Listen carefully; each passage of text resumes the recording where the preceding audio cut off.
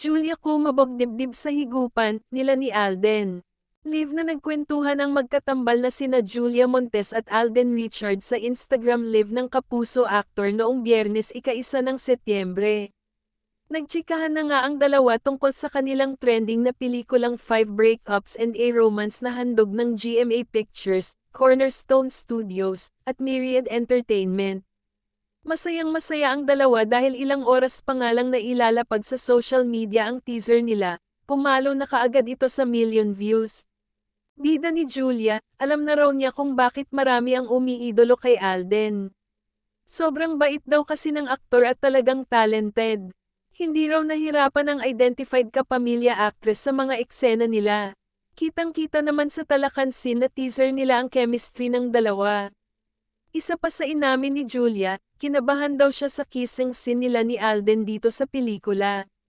Ito kasi ang first time nilang magsasama sa pelikula, at syempre, talagang kung tutuusin ay strangers sila sa isa't isa dahil magkaiba sila ng home network.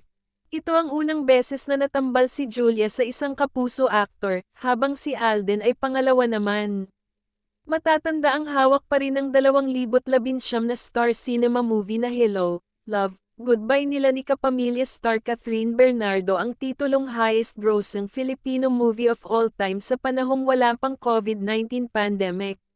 Sinasabing bandang Oktubre daw mapapanood sa mga sinehan nationwide ang pelikula ni na Alden at Julia, at mauuna naman ang A Very Good Girl ni na Catherine at Dolly De Leon, sa ika-27 ng Setyembre.